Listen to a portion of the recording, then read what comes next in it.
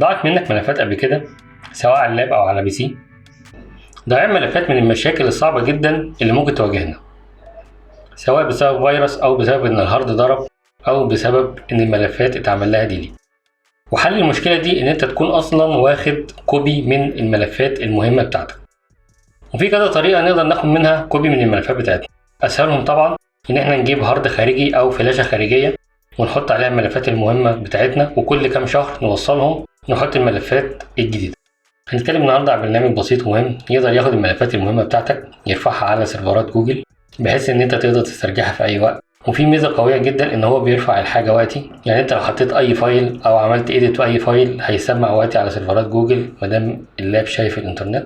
وفي برنامجين تاني زيه، برنامج اسمه وان درايف بتاع مايكروسوفت وبرنامج اسمه دروب بوكس، كلهم نفس الفكرة. المهم إن أنت لازم تاخد كوبي من الملفات المهمة بتاعتك بأي طريقة كانت. جوجل درايف هننزله من موقع جوجل، نعمله انستول، ساين ان، هنخش بحساب جوجل كده. هو خلاص اتسطب. هختار فولدر، الفولدر ده اي ملفات هتبقى جواه هو هياخدها يحطها على سيرفرات جوجل، على جوجل درايف بتاعك، وبيديك 15 جيجا. لو احتجت اكتر ممكن تعمل اشتراك سنوي في 150 جنيه سنويا بيديك 100 جيجا، وده كويس جدا. احنا دلوقتي هنحدد فولدر، الفولدر ده اي فايل مهم لينا هنحطه جواه وهو هيسينكه على طول مع سيرفرات جوجل. هات فولدر كده. انا اخترت الفولدر ده هيتعمل له سينك ويز جوجل درايف، يعني اي فايل هيتحط جوه الفولدر ده هيترفع فوق على جوجل درايف. ولو انت من اي جهاز تاني عدلت على جوجل درايف على الفولدر ده، التعديل هيسمع في الملفات اللي على اللاب بتاعك اللي في الفولدر. والاختيار التاني بيقول لك ممكن بس ناخد الصور من الفولدر ده مش الفولدر كامل، فاحنا عايزين الفولدر كامل. دان. هخش جوه فولدر احط فايل كده، حطيت الفايل ده جوه الفولدر.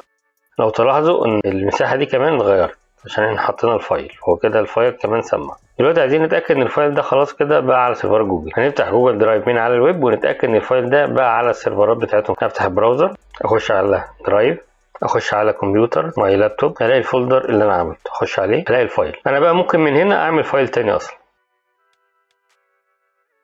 اديها اسم كده. خلاص عملت الفايل، اقفله بقى موجود هنا اهو. اشوف بقى ما موجود على اللاب في الفولدر اللي احنا عملناه ولا لا. اهو موجود اهو. ده تيست اللي احنا عملناه من على الويب، وده تيست اللي احنا عملناه من على اللاب. واي تغيير على اللاب هيسمع على سيرفرات جوجل، واي تغيير على سيرفرات جوجل هيسمع على اللاب. وكده يبقى انت عندك نسخة احتياطية من ملفاتك، فمش هتقلق عليها. لو حصل اي حاجة لللاب هتقدر تجيبها تاني من جوجل درايف.